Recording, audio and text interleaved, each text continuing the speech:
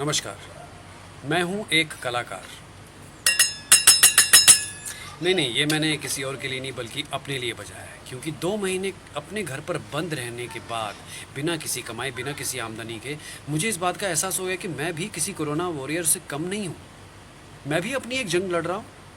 एक जंग वो कि मैं अपनी देश की सुरक्षा के लिए अपने घर पर बंद हूँ, और दूसरी जंग है मेरे खर्चों से। क्योंकि जिस घर पर मुझे बंद रहने के लिए कहा जा रहा है, मैं 2 महीने से बंद तो हूँ, लेकिन उस घर का किराया मुझे देना है, अपनी किश्तें भी देनी है, अपना खर्चा भी उठाना है, इलेक्ट्रिसिटी बिल भी भरना है। सारे खर्चे अपनी जगह पर बराबर वही हैं, उनमें कोई कटौती या किसी तरह की कोई रिबेट या रियायत नहीं दी गई है।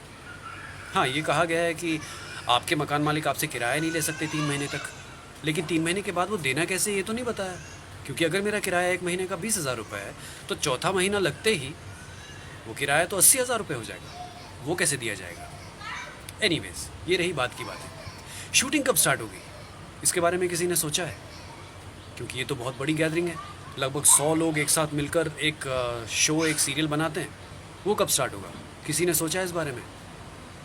क्योंकि हम लोग वैसे ही 3 महीने के क्रेडिट पे काम करते हैं। जो काम मैंने जनवरी फरवरी में किया था, उसका पैसा मुझे आज तक नहीं मिला, और कब मिलेगा ये भी नहीं पता। और मेरे पास तो अगर शो है तो शायद लॉकडाउन ख़त्म होने के बाद मैं वो शो ज्वाइन कर लूँगा और मेरी रोलिंग शुरू हो जाएगी। जिनके पास शो नहीं है उनका क्या? शायद उनको शो ढूंढते शायद नवंबर दिसंबर लग जाए, और उनका पैसा उनको मार्च अप्रैल में मिलेगा, और उसकी भी कोई गारंटी नहीं है। ये लोग कैसे कैसे ये सब करेंगे लोग मैनेज? किसने सोचा है इस बारे में? किसी ने कलाकार के बारे में बात की? कल को लॉकडाउन खुल गया या फिर कोई रिलैक्सेशन मिल गई तो दुकानदार अपनी दुकान खोल लेगा, बिजनेसमैन अपना फैक्ट्री चालू कर देगा, रेस्टोरेंट जिसका होगा वो रेस्टोरेंट खोल देगा, और जिसकी रेडी होगी वो तो अपनी रेडी लगा कर बैठ जाएगा। कलाकार क्या करेगा? हम तो वर्क फ्रॉम होम भी नहीं कर सकते, हमें तो शूटिंग्स में ही जाना है। और इस शूटिंग से जुड़े हुए कितने लोग हैं, चाहे वो स्पॉट बॉय हो, जूनियर आर्टिस्ट हो, लाइट मैन हो, डायरेक्टर्स हो, असिस्टेंट डायरेक्टर्स हों, हमारे ड्रेस दादा हों, एक्टर्स हो, जितने भी हैं, ये कहाँ जाएंगे, कैसे काम करेंगे? इनकी आमदनी, इनकी कमाई कहाँ से आएगी?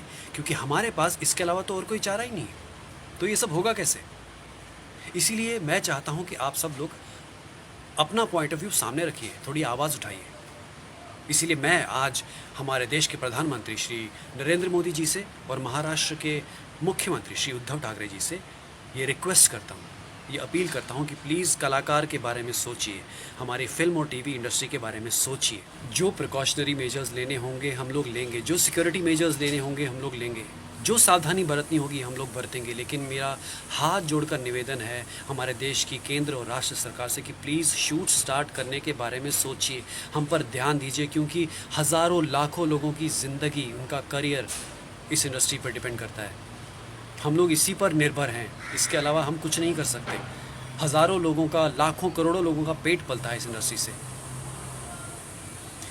अगर हम लोग घर पर इसलिए बैठे हैं ताकि कोरोना वायरस बाहर निकल के हमारी जान ना ले ले, लेकिन अगर हम लोग इसी तरह बिना आमदनी के, बिना कमाए अपने घर पर बैठे रहे, तो हमारे खर्चे हमारी जान ज़रूर ले लेंगे।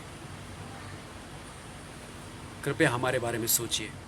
मैं रिक्वेस्ट करता हूँ हमारी फिल्म और टेलीविज़न इंडस्ट्री से जुड़े हुए सभी लोगों से कि अगर वो मेरी बात से सहमत हैं तो इस बात को आगे बढ़ाइए। देखिए, मैं आपको कुछ भी ये लाइक शेयर ये सब करने के लिए नहीं कहूँगा, क्योंकि ये मेरा पर्सनल इंटरेस्ट बिल्कुल नहीं है। मैं तो अपना नाम भी नहीं बता रहा। As an actor, as a कलाकार, मैंने ये बात आपके सामने रखी है कि हमारी इंडस्ट्री में शूट्स जल्दी स्टार्ट होनी चाहिए, क्योंकि हम जितनी देर करेंगे कहीं बहुत ज़्यादा देर ना हो जाए। मैं एक कलाकार। जय महाराष्ट्र, जय हिंद, जय भारत।